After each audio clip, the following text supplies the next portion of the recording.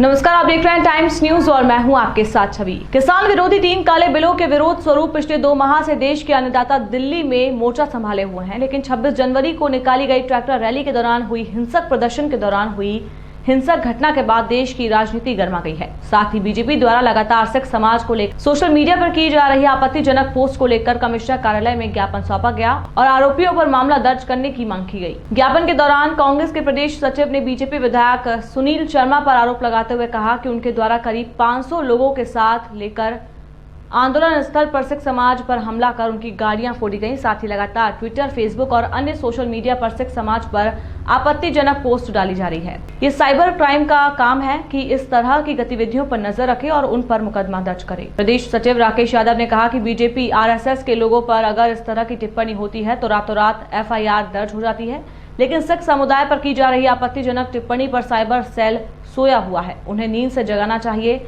और सिख समाज को बदनाम और अपमानित करने वाले लोगों पर सख्त कार्रवाई करनी चाहिए। साथ ही सरबजीत सिंह खनूजा ने बताया है कि इस पूरी ट्रैक्टर यात्रा के दौरान हुए हिंसक प्रदर्शन में जांच की मांग होना चाहिए। असामाजिक तत्वों द्वारा किसानों और सिख समाज के खिलाफ सोशल मीडिया पर बदनाम और अपमानित किया जा रहा है। आईटी सेल से निष्पक्ष जांच की मांग की जाएगी। साथ ही कृषि विरोधी काले कानून को जल्द से जल्द वापस लिया जाएगा।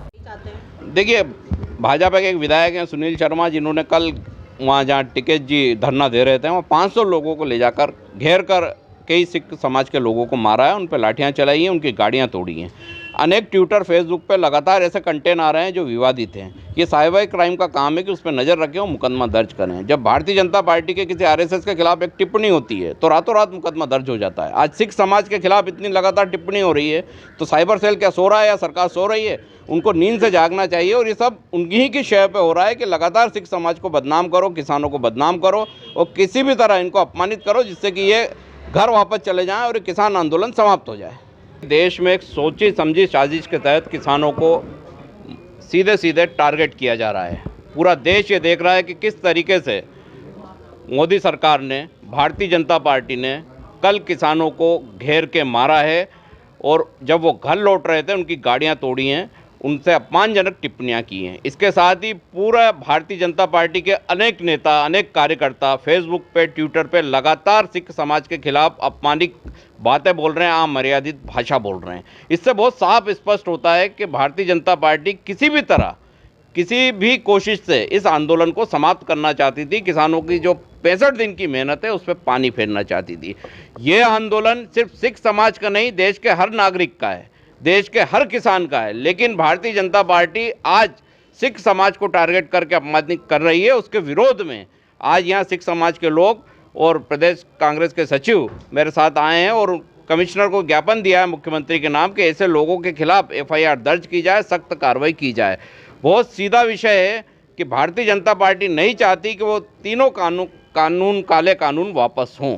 इसके लिए उनकी सारी कोशिश है, चाहे समाज को लड़ाया जाए, लोगों को लड़ाया जाए, लोगों में सांप्रदायिकता फैलाई जाए, सारी कोशिश उनके द्वारा की जा रही है और जिसका हम विरोध करने या पूरी ताकत से आए हैं। हमारा सीधा कहना है कि तीनों काले कानून वापस होना चाहिए और सिख समाज को जो पूरे देश में साजिश के तहत अपमानित किया जा रहा है वो कोशिश बंद होना चाहिए। 26 जनवरी को जो घटनाक्रम हुआ उसका सबको दुख है, लेकिन उसकी व्यवस्था संभालने में केंद्र सरकार असफल हुई। व्यवस्था संभालना केंद्र सरकार का काम था। किसानों को जब रूट तय कर दिया गया था कि उस रूट से जाना, उस रूट को बाधित किया गया, किसानों को अलग रूट पे भेजा गया और फिर प्लान करके सारा दोष किसान नेताओं पे मढ़ा गया। ये एक सोची समझी साजिश का नतीजा था, जिसके विरोध में पूरा देश आज किसानों के साथ खड़ा है और लगातार किसानों के साथ संघर्ष जारी रहेगा। टाइम न्यूज़ देखिए अब आपके मोबाइल और स्मार्ट टीवी पर। लाइव प्ले स्टोर से डाउनलोड करें टाइम स्मार्ट।